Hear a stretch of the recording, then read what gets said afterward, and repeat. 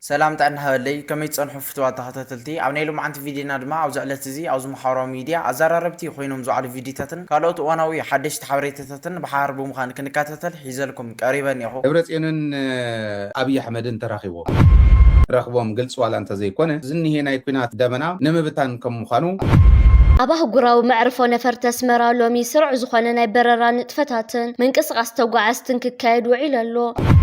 كاب استفلالي هاقرات عالم زمت عبيت ناي مقد أير نفرتي أبتي معرفو نفرتي عارفا سبر زينا أمباسادر أمريكا مغلاتيو سرعت بالصقناز زفطروم صلعتي تصامدوس تبتونس غداي يكون اندحرز صلعتي لومكو بقى رغبة تقراين إيرتران نملحلح ناي دحريت صوتا متإجا عدلاي إيو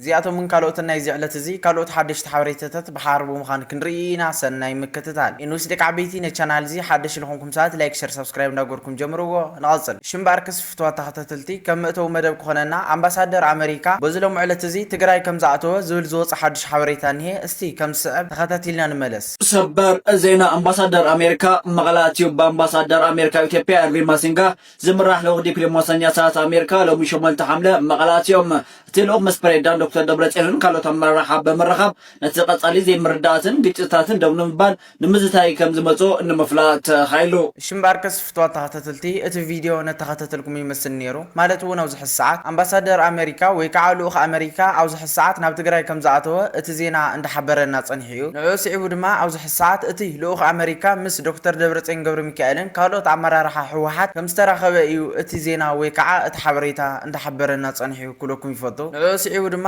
ኣብዚ ሰዓት እዚ ልኡኽ ናብ ትግራይ መምጽኡ እቲ ቀንዲ ምኽንያት ነዚ አንጻላሊ ዘሎ ደበና ኹይናት ንምብታንዩ ዝብሉ ሰባት ብዙሓት እዮም ኩለኩም ይፈቱ እስቲ ኣብዚ ጉዳይ እዚ ሓሳብ ወይ ከዓ ርእይቶ ተሃሊኩም ኣቦታ ኮመንት ተቐምጡለይ ብትሕትና ይላወኩም ሽምባርከስ ፍትዋ ተኸታተልቲ እዚ ኸብራና እስቲ ናፍ ዝቕፅል ቪድዮ ንስጋር ሽምባርከስ ፍትዋ ተኸታተልቲ ካብዚ ብምቕፃል ድማ ኣብ መንጎ ትግራይን ኤርትራን ተፈጢሩ ዘሎ ጽምዶን ርክባትን ዘይድግፉ ወይ ከዓ ዝቃወሙ ሰባት ምህላዎም ዝፍለጥ ኮይኑ ንዑ ስዒቡ ድማ በዝሎም ዕለት እዚ ሓደ ሓውና ትግራዋይ ነዞም ሰባት እዚኦም ወይ ከዓ ነዞም ጽምዶ ዝቃወሙ ሰባት እኹል ዝኾነ ተሪር ግብረ መልሲ እንዳስመዐ ይርከብ እዚ ጽምዶ ዝውን ኣብ ልዕሊ መንግስቲ ብልጽግና ክንደየናይ ሻቅሎትን ረዓድን ፈጢሩኹም ዘሎ እንዳሓበረና ይርከብ እስቲ ከም ስዕብ ተኸታቲልና ንመለስ መንግስት ትግራይና መንግስቲ ኤርትራ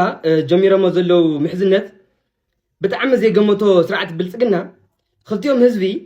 ደጊም ኣይተዓረቁን ወይ ድማ ሰላም ኣይፈጥሩን ኢሉ ገምጋም ይገይሩ ነይሩ ንምንታይ ኣዳምየም ሻዕብያ ድማ ኣብ ትግራይ ኣትዩ ጆኖሳይድ ንኽፍጽም በሪ ከፊቱሉ እዩ ብልጽግና መንግስቲ ማለት እዩ ብዙሕ ጥፋት 2013 ተፈጺሙ እዩ ኣብ ትግራይ ማለት እዩ ካው ግን እቲ ብጣዕሚ ዝገርም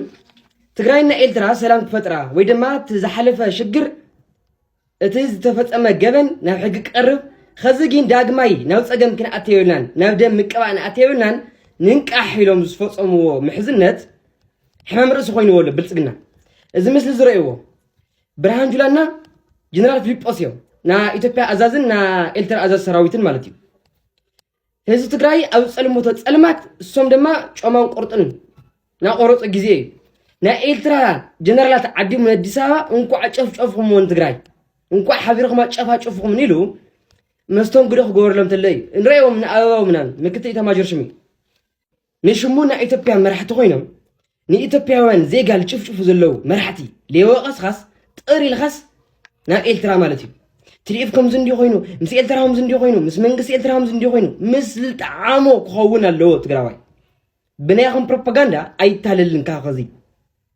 ንህዝቢ ትግራይ ሰላም ክፈጥር ዘልየ ሓይሊ ሰላም ክንፈጥር ኢና ንህዝቢ ትግራይ ክሕግዝ እየ ዝበለ ሓይሊ ክንቅበሎ ኢና ዌልካም ክንብሎ ኢና እኳ ደኣስ ከዚ እውን ካብ ፕሪቶርያ እንዳሓር ህዝብኻ ብሳሕላታዊ ኩናት ብስነልቦኑ ብኢኮኖሚዩ ዝዋግኦ ዘሎ ብልጽግና ስርዓት ክትቆሞ ይዝግበካ ከዚ ትግራይ ትገብሮ ዘላ ና ህልውና ኣብ ምርግጋጽ ወይ ድማ 360 ዲግሪ ንኸይትኸበብ ትሰርሖ ዘላ ስራሕቲ ንምዕንቃፍ ስርሐ ኢልኹም ናብ ብልጽግና ኣጀንዳ ሒዝኹም ተራሙዱ ኣካላት ሰማዕ ኢልኹምን ሽማሽም ክትወፅእ እምበር ኣብ ባይታ ትፈጥሮ ምንም ቅንጣት ነገር የለን يفتوى تختتلتي ات فيديو نتختتلكم يمسل نيرو مالتو نوزح الساعات امونغو ايرتران تقراين تفتير زلو صمدن ركواتن كقصل مخانو بحد حدا تقوم تاكلات كم زي يفرس اند حبرنا يركبو از غداي زدما حق ايو خلوكم يفوتو مالتو نوزح الساعات اتي صمدو زبال بروجكت لعلي بصحيخم زلو كحبركم يفوتو مالتو وين كاب تقراين ايرتران حاليفو فانو سودان غبصي كالوت اولا استماسسلو ملا قرن افريكا اند اتو ويكعا اند تصامده اند تحوسه كم زركب حبركم يفوتو እጹም ደዝድማ በሓደ ሓደ ተቃውምቲ ሓይልታት ከምኒ መንግስቲ ብልጽግና ዝበሉ ከቋርጹ ከም ዘይኽእሉ ክሕብረኩም ይፈቱ እሽምባር ከስፍቷታ ተተልቲ እዚ ኻብራና እስቲ ናፍ ዝቕጽል ቪድዮ ንስጋር ካብዚ ብመጻል ድማ ኣብ ህድሞና ቲቪ ወይ ከዓ ኣብ ናይ ኣወል ስዒድ ዩቲዩብ ቻናል ሰለስተ መንእሰይ ኤርትራውያን ብሓባር ብምዃን ምዝህሉ ኩነታት ተሓሒዞም ፕሮድካስት ከም ዘዘጋጅው ዝፍለጥ ኮይኑ ንዑ ስዒቡ ከዓ ኣብ ዝሕዝ ሰዓት ብዛዕባ መንግስቲ ብልጽግና አልዒሎም ወይ ከዓ ብዛዕባ ጠቅላይ ሚኒስተር አብይ አሕመድ ንውሕ ዝበለ ዘተ ወይ ከዓ ዘርብ እንዳገበሩ ይርከቡ እስቲ ከም ሰብ ተኸታቲልና የምንመለስ ሎሚ ግን ኣብ እንታይ ዝብል ዘሎ ኢትዮጵያ ሲ ብተምሳል ናይ ህዝቢ ኦሮሞ ክትነጽ ኣለዋ እዚ ኦሮሞማ ዝብል ኣጀንዳ ወይ ድማ ቲዮሪ ከም ስርዓት ይሰርሕሉ ዘሎ ሕጂ ምናልባት ተዛዓዘብትና ኣብ ዝኽፈላለዩ ዘሎ ህዝቢ ይረብሓሎ ማለት ኣይኮነን ኣብ ግን የኸይድ ፀገመ ሰጋጥሞሲ ኣነን ህዝቢ ኦሮሞ እየ ዝቃለስ ዘለኹ ስለዚህ ናይ ከድግፈኒ ይዝብል ማለት እዩ ስለዚህ ካብትና ኢፒአርዲኤፍ ዝኸፈ ናይ ህንጸት ህዝቢ ፈለው ገብራሉ ስለዚህ ነዚ አልዒሎሞ ዘሎ አጀንዳ ሲ ዝቃርን ማለት እዩ ብላዕሊ ሱጡም ህንጸት ህዝቢ ለና ብል ብታሕቲ ግን ኣብ እንታይ ዝገብር ዘሎ ነቲ ኣብ ብሄራት ዝተመስረተ ፌደሬሽን በዓንድ ርእሱ ጌጋ ዝነበረ መሊሱ ሓውዶ ፍቅሉሎ ካብ ብዙሓት ብሄራት ናብ ሓደ ብሄር ዝዓብሉሎ ኢትዮጵያስ ብመልክዕ ኦሮሞ ኢሉ ይሓስባሉ ማለት እዩ እቲ ካልኣይ ሞዴል ከውን ከዓ ሶሻል ካፒታል ቃ ዝበሃላሉ ሶሻል ካፒታል ዝበሃል ሞዴል ቃሉ ኣብ ሓደ ሃገር ህንጸት ህዝቢ ወይ ድማ መንግስቲ ክዕወት እንተዳ ኮይኑ ሲ ኣሞንጎ ዜጋታት ኣሞንጎ ዝተፈላለዩ ድሕረ ባይታታት ዘለዎም ኣህዛብ እምነት ክሕድር ኣለዎ ኣብ ኢትዮጵያ ከምኡ ሎ ድዩ ምናልባት ኣሞንጎ ህዝቢ ትግራይን ኣሞንጎ ህዝቢ ኣምሓራን እቲ ህዝቢ ኩሉ ግዜ ሕደ እቲ ኤሊት ነቲ ህዝቢ ዝመርሖ ግን ኣምሓራ ንኦሮሞ እንታይ ይብልዎም ኦሮሞ እንታይ ይብልዎም በልዑኻ መፁኻ ስለ ዝብልዎም ከምዚ ዓይነት ሲጣራታት ከዓ ኣብ ከፍሩስ እንዳበለ ካብቲ ቀዳማይ ሜሉ እዩ ግን ንኦሮሞ ይበልዑ ከለዎ ኣምሓራ ብሎም ኣብ መድረኽ ወፂ ግን ክንሓብር ኣለና ብል ንኣምሓራ ከዓ ንገለ ረኺቡ ትግራይ ክበልዑኹም እዮም ብሎ ኣብ ደገ ወፂ ግን ብዛዕባ ኢትዮጵያ ኣጀንዳ ገለገለ እዩ ዝሓስብ ማለት እዩ እቲ ከምሳል ሳይን ህንጸት ህዝቢ ምዕወት ኮይኑ ክንሓስቦ ንኽእል እሞ ኣብ ኢትዮጵያ ዘይተተገበረ ከዓ ብዩኤንዲፒ ዝወፀሎ ሁማን ዴቨሎፕመንት ወይ ድማ ሰብኣዊ ምዕባለ ዝበሃል ኣብ ሓደ ሃገር ኣዝዩ ጽቡቕ ወይ ድማ ሓያል ጎኒ ናይ ህንጸት ህዝቢ ክትርኢ እንተደኣ ኮንካሲ ንኹሉ ህዝቢ ብድሕረ ባይቶ ብዘይገድስ ኣብ ትምህርቲ ኣብ ጥዕና ከምኡ ድማ ኣብ መሰረታዊ ኣገልግሎት ማዕረ ተሳታፍነት ክትቦለካ እዩ ዝብል ብሓፈሻ ኣብ ኢትዮጵያ ተሪእና ወይ ድማ ምስ ምምፃእ ተሪእና ግን ከምኡ ገብራሎ ድዩ ዝርግሐ ናይ ማሕበራዊ ኣገልግሎት ከም ትምህርቲ ከም ናይ ጥዕና ከምኡውን ከም ናይ ትራንስፖርት እኹል ድዩ ወይ ድማ ኩሉ ኣብ ኢትዮጵያ ዘሎ ዜጋ በዚ ናይ ብልጽግና ፓርቲ በዚ ናይ ኣብ ኣሕመድ ተጠቃሚ ድተልና ብጣዕሚ ዘስሕቕ እዩ ኣብስ ነዚ ብምሉኡ ነፊጉ ኣብታ ካፒታል ሲቲ ኮሪደር ልምዓት ወይ ድማ ናይ ኮሪደር ፕሮጀክት ፓርክ ሃነፅኩ ገለገለ እዩ ዝብል ዘሎ ሞ ምናልባት እቲ ኣበይ ሓሲቦ ዘሎ መሸፈን ኢሉ ዝሓሰቦ በዚ ሃገራዊ ምክክር ኮሚሽን ህንጸት ህዝቢ ከነማዕቢልና ዝብሎ ዘሎ ቀዳማይ ኣፍረስ እዩ ኣብ ኣሕመድ እዩ ሽምባር ከስፍቷታ ተተልቲ ኣብዚ ጉዳይ እዚ ሓሳብ ወይ ከዓ ርእይቶ ተሃሊኩም ኣብ ቦታ ኮመንት ተቐምጡለይ ብትሕትና ይለዋወኩም ሽምባር ከስፍቷታ ተተልቲ እዚ ኻብራና እስቲ ናብ ዝቕጽል ቪድዮ ንስገር ኣብዚ ብምቕጻል ድማ ሚኒስትሪ ዜና ኣቶ የማነ ገብረ መስቀል ኣብ ሓደ ፕሮግራም ወይ ከዓ ኣብ ሓደ ምረቓ ተረኺቡ ዘስምዖ መደረ እኒሄ እስቲ ከም ስዕብ ተኸታቲልና ንመለስ ተስምዐ ናይ ክብሩ ዕዱም ከዓ ሚኒስትሪ ዜና ኣቶ የማነ ገብረ መስቀል እዩ ገሌ ካብቲ ዘስምዖ ቃል ዝኸበርካ ዶክተር ሃይለ ማዕፁን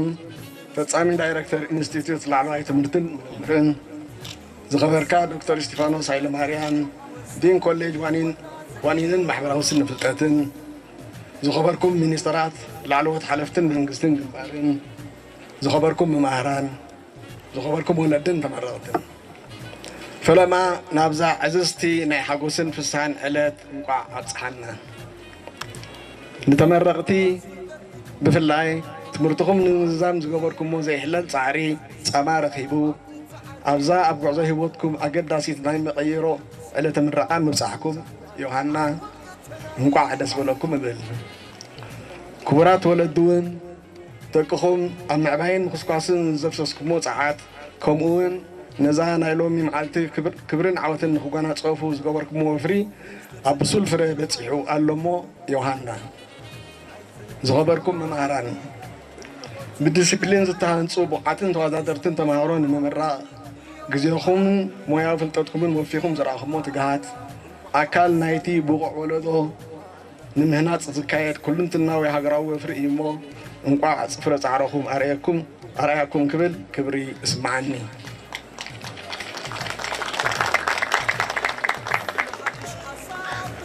ዝኸበርኩምን ዝኸበርክንን ኩላትና ከም እንግንዘቦን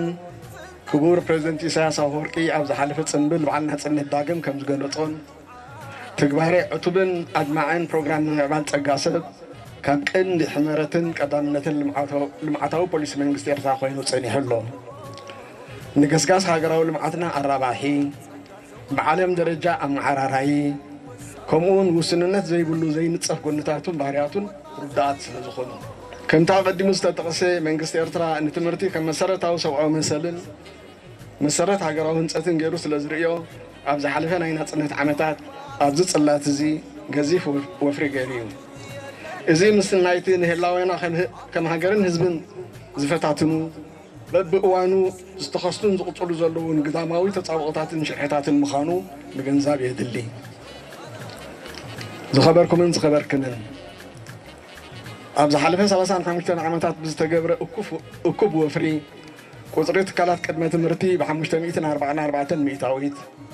ቁፅሪ ኣብያተ ትምህርቲ መባእታ ብ288 ሚእታዊት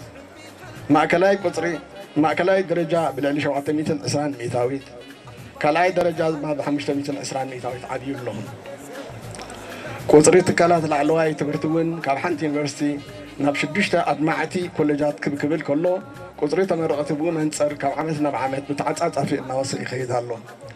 ናይ ሎሚ ዓመት ቁፅሪ ተመረቕቲ ኮሌጅ ዋኒንን ማሕበራዊ ስነ ፍልጠትን ድማ ናይዚ መርኣያ እዩ በዚ ኣጋጣሚ እዚ ነዚ ዕማም እዚ ንምፍፃም ብኢንስቲትዩት ላዕለዋይ ትምህርትን ምርምርን ከምኡውን ኩለን ኮሌጃት ብዝተፈላለዩ ውዳቤታትን መድረኻትን ዝተኻየዱ መደባታትን ፃዕርታትን ኣመስግን ክቡራት ተመረቕቲ ከምቲ ብዘይሕለል ፃዕሪ ትምህርትኩም ብዓወት ትዛዝቡ ዘለኹም ንዕቤት ሃገርኩምን ህዝብኹምን ውፉይ ኣበርክቶ ከም ትገብሩ ፅኑዕ እምነተይ እዩ ኣብ መደምደምታ ኣብ ሃገራዊ ልምዓትን ህንፀትን ሃገርን ዘለኩም ግዜ ብንቕሓት ተወፋይነት ዕቱብነትን ትጋትን ከተዕዝዙ ንቐሲምኩምዎ ዘለኹም ሞያ ከዓ ብቐፃሊ ፃዕርን ምርምርን ከተዕብዩ እላቦ عواتن حفاش دغني هلي يافطوات تختتلتي ات فيديو هنا تختتلكم يمسن نيرو مالتون مينستر زينا اتي مانا غبر مسقل اوزي مرقا وي كعا اوز بروجرام زي ترخيو سناي تمنيتو اندا غلصه اندا سمعنايو صنحناينا استي اوز غداي زي حساب وي كعا ريتلنا تولسات تهليكم ابوتا كومنت تقومط لي بتحتنا يلاوكم شمباركس فطوات تختتلتي از خبرانا استي نفزص الفيديو نسغار اوز بمصال دما دكتور دبرصين غبر ميكائيلن تقلاي مينستر ابي احمدن تراخيوم زول زينا اوز محاراو ميديا ሰፊሑ እንዳዛራረበ ወይ ከዓ እንዳተሰራጨወ ጸንሒዩ ንዑሲኡ ድማ ብዛዕዝ ጉዳይ እዚ ዶክተር ሃይለ ወይ ከዓ ሃይለ ደደቢት እኹል ዝኾነ መልሲ እንዳሃወሉ ይርከብ ወይ ከዓ እኹል ዝኾነ ትንታነ እስቲ ከም ስዕብ ተኸታቲልና የንመለስ ደብረጽዮንን አብይ አሕመድን ተራኺቦም ይብል ተራኺቦም ዲዮም ተራኺቦም ኢሎም ዘቅረብዎ ሓሳብ ከን ምንታይ እዮም ቦቱ ቀኒት ንሱ አቅሪቦም መጸላእትና ኣብ ናይ ጸላእትና ትራፕ ኣብ ናይ ጸላእትና መጻወድያ ኸይና አቱ ከመይ ጌርና ኢና ነዚ ክንቃንዮ ዘለና ንህዝብና ክነርድእ ዘለና ዝብል ብግልፂ እናቕመጥኩ ኸይድ እየ ኣብ 3-4 ሚድያታት ናይ ኢትዮጵያ ሞኒተር እንገብረን ንሕና ማለት እዩ ጠቕላላ ካፍተን ንኹለን ያው ግዜ ብዝረኸብናሉ ቁፅሪ ሞኒተር ንገብር ኢና ነገር ግን እተን ዋና ሞኒተር እንገብረን 12 ዓበይቲ ሚድያታት ናይ ኢትዮጵያ ካፍተን 12 ኣብ 3-4 ተጻሒፉሉ እዚ ጉዳይ እዚ ደብረጽዮንን ዶክተር ደብረጽዮንን ዶክተር አብይ አሕመድን ተራኺቦም ይዝብል እዚ ተራኸብሉ ምክንያት ከቕምጡ ከለው ኢትዮጵያ ብኸመይ ክትጥቀመሉ ከም ዘለዋ ከመይ ክትጥቀመሉ ሓሲባ ከም ዝተራኸበት የቕምጡ እሞ እዚኦም ናይ ሓቂ ተራኺቦም ድዮም ዝብል ምስራዓና እንተዝራኸቡ ነይሮም ከመይ ኢና ክንጥቀመሉ ዘለና ንሕና ዝብል ከዓ ክንርኢ ክንምኩር ኢና ማለት እዩ መጀመርያ ከመይ መቕሚጦሞ ዘለዉ ንርኢ ድሕሪኡ ናብቲ ሓቂ ክንከድ ኢና ድሕሪኡ ናብቱ ዘቕመጡሉ ምክንያት ከዓ ክንከድ ኢና ማለት ሓዝኑ ኢኹም ብደንቢ እዚ እንተዘይተጠቒምናሉ እዚ እንተዘይተረዲእናዮ ከም ተጋሩ ውድቀትና ነሳልጥ ባዕልና ኮይና ኢና ክንርከብ ማለት እዩ እዚ እዩ ክንርድኦ ዘለና እዚ ስለዘይንርዳእ እዩ ጸላእትና ኩሉ ግዜ እናተረብሑልና ብናይ ባዕልና ናይ ካይዳ ክፍተት እናተረብሑ ንሪኦም ክብለኩም ደልየ ለዚ ተጻሓፎም ተቀማምጦም ምሽጥራዊ ርክብ ዶክተር አብይ አሕመድን ዶክተር ደብረጽዮን ገብረ ሚካኤልን ኢሎም እዮም ኣቕሚጦሞ ረኽቦም ግልጽ ዋላ እንተዘይኮነ ይብሉ ረኽቦም ግልጽ ዋላ እንተዘይኮነ ኩናት ንምትራፍ ወይ ከዓ ዝንሄ ናይ ኩናት ደመና ንምብታን ከም ምዃኑ ግልጽ እዩ ኢሎም የቕምጥዎ ናይ ትግራይ ሓይሊ ዝቆጻጸር ደብረጽዮን ስለ ዝኾነ ኣብ መንጎ ዶክተር ደብረጽዮንን አብይ አሕመድን ዘሎ ረኽቢ ዋላ ልምሉም እንተዘይኮነ ረኽቦም ዝቀዳደውሉ ረኽቢ ዋላ እንተዘይሃለወ እቲ ሓይሊ ናይ ትግራይ ዝቆጻጸር ወይ ብላዕሊ ኮይኑ ዝእዘዝ ደብረጽዮን ስለ ዝኾነ ንደብረጽዮን ምርካብ ግዴታ ኮይኑ ንረኽቦ ነዚ እውን እዩ አብይ አሕመድ ንደብረጽዮን ክረክብ ዝተገደደሉ ኢሎም የቕምጡ ፌደራል መንግስቲ ከፋፊልካ ግዛእ ዝብል ሓዙን ይኹም ከፋፊልካ ግዛእ ዝብል ስትራቴጂ ክኽተል ናይ ግድን እዩ ይብሉ ፌደራል መንግስቲ ከፋፊልካ ግዛእ ዝብል ስትራቴጂ ክኽተል ናይ ግድን እዩ እዚዩ ናይ ፖለቲካ ቼዝ ፀወታ ስለ ዝኾነ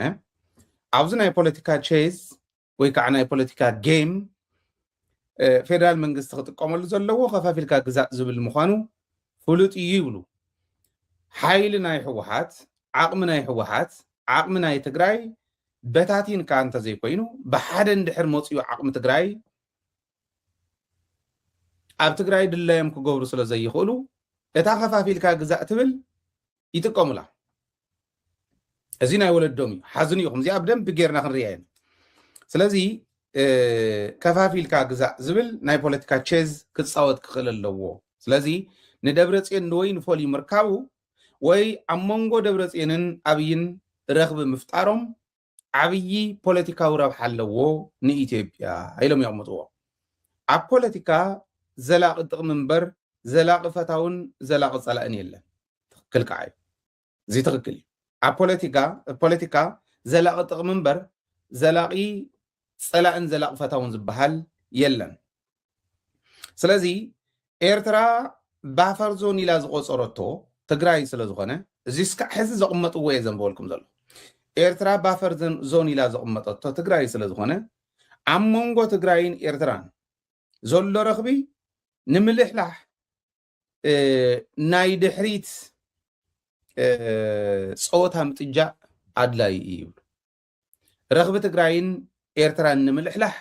ናይ ድሕሪት ፀወታ ምጥጃእ ኣድላይ እዩ ይብሉ እዚ ኢሎም ኣቕሚጦም ኣለዉ ስለዚ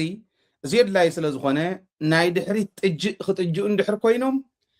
ኣብ ትግራይ ከፋፊልካ ናይ ምግዛእ ወይ ከፋፊልካ ፖለቲካዊ ትግራይ ናይ ምክፍፋል ከይዲ የዋፀና ኢሉ ፌደራል መንግስቲ ንደብረጽዮን ሎሚ ንፈትለ ወርቂ ፅባሕ ንዓለም ድሕሪ ፅባሕ እንተረኸቦም የዋፀ እዩ ማለት እዩ ከፋፊሉ ክገዝእ ስለ ዘለዎ ሕዚ እዚ ኢሎም እዮም ኣቐሚጦማ ዘለዎ ያፍትወት ተኸታተልቲ ካብቲ መደረ ሃይሊ ድድቢት እንትተዓዚብና እዚ ርክብ ጠቅላይ ሚኒስተር አብይ አሕመድን ዶክተር ደብረጽዮን ገብረ ሚካኤልን ሓሶት ከም ዝኾነ እዩ እንዳሓበረና ፀኒሕ እዩ እዚ ጉዳይ እዚ እውን እቲ ኣብ መንጎ ትግራይን ኤርትራን ተፈጢሩ ዘሎ ጽምዶን ርክባትን ንምብጥጣስ ዝዓለመ ምዃኑ እንዳሓበሩና ፀኒሖም እዮም እስቲ ኣብዚ ጉዳይ እዚ ሓሳብ ወይ ከዓ ርእይቶ ተሃሊኩም ኣቦታኩም እተጠቕሙጥለይ ብትሕትና ይላወኩም ካብዚ ብመጻል ድማ ኣብዚ ሰዓት ካብ ኤርፖርት ኣስመራ ዝወፅእ ሓድሽ ሓበሬታ እንሄ እስቲ ከም ስዕብ ተኸታቲልና ንመለስ ኣብ ኣህጉራዊ መዕርፎ ነፈርቲ ኣስመራ ሎሚ ስሩዕ ዝኾነ ናይ በረራ ንጥፈታትን ምንቅስቓስ ተጓዓዝትን ክካየድ ውዒሉ ኣሎ ብመሰረት ካብቲ መዕርፎ ነፈርቲ ዝወፅእ ሓበሬታ ካብ ዝተፈላለዩ ሃገራት ዓለም ዝመፅእ ዓበይቲ ናይ መገዲ ኣየር ነፈርቲ ኣብቲ መዕርፎ ነፈርቲ ዓሪፈን ካብዚኦም ድማ መገዲ ኣየር ግብፂ ፍላይ ዱባይ ከምኡ እውን መገዲ ኣየር ታርኩ ሓዊስ ካልኦት ኩባንያታት በረራን ብመሰረት ዝተሰርዓለን ግዜ ኣካይደን እየን ኣብቲ መዕርፎ ነፈርቲ ዝነበረ ናይ ተጓዓዝቲ ምንቅስቓስ ጽቡቕ ከም ዝነበረ ዝገለጹ ምንጭታት ድማ ሰራሕተኛታት መዕርፎ ነፈርቲ ነቶም ካብ ወፃኢ ሃገራት ዝመፁን ናብ ወፃኢ ዝጓዓዙን ዜጋታት ንምእንጋድ ዘድሊ ምድላዋት ገይሮም ክሰርሑ ውዒሎም ብተወሳኺ ሎሚ ኣብ መዕርፎ ነፈርቲ ኣስመራ ዝተፈላለዩ ዲፕሎማሰኛታትን ልኡኻትን ዝመፅሉን ዝኸድሉን ምንቅስቓሳት እውን ተራእዩ እዩ እቲ መዕርፎ ነፈርቲ ንመዓልታዊ ስራሓቱ ብዘይ ዝኾነ ፀገም ክቕፅል ዝወዓለ ኮይኑ ፀጥታን ምምሕዳርን እቲ መዕርፎ ነፈርቲ ድማ ብዝለዓለ ትግሃት ክሰርሑ ተራእዮም ያፍትወት ተኸታተልቲ እቲ ቪድዮ ነተኸታተልኩም ይመስል ነይሩ ማለት እውን ኣብዚ ሰዓት ኣስመራ ኤርፖርት ስርሑ ከም ዝጀመረ እንዳሓበረና ይርከብ እዚ ጉዳይ እዚ ድማ እቲ ብጣዕሚ ዝሕጉስ ብስራት እዩ ክብለኩም ይፈቱ እስቲ ኣብዚ ጉዳይ እዚ ሓሳብ ወይ ከዓ ርእይቶ ተሃሊኩም ኣብ ቦታ ኮመንት ተቐምጡለይ ብትሕትና ይለዋወኩም ሽምባር ክስፍትወት ተኸታተልቲ እዚ ካብርኣና እስቲ ናብ ዝቕፅል ቪድዮ ንስገር ስርዓት ብልጽግና ዝፈጠሮም ጸላእቲ ተጻመዱስ ተበተኑስ ጉዳይ ይኮነን ድሕሪ ሕዚ ጸላእቲ ኢልዎም ኩ በቃ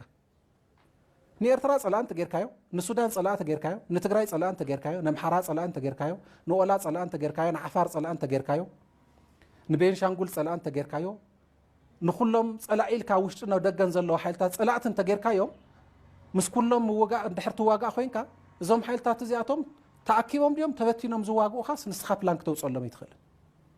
ከም ዝበሃል ሳይንስ የለን ብሱሩ ከም ዝበሃል ቀመርስ ክለይ ይኽእልን ክእከው እዩ ነይርዎም ኣይተኣከውን ሓቂ ምዝራብ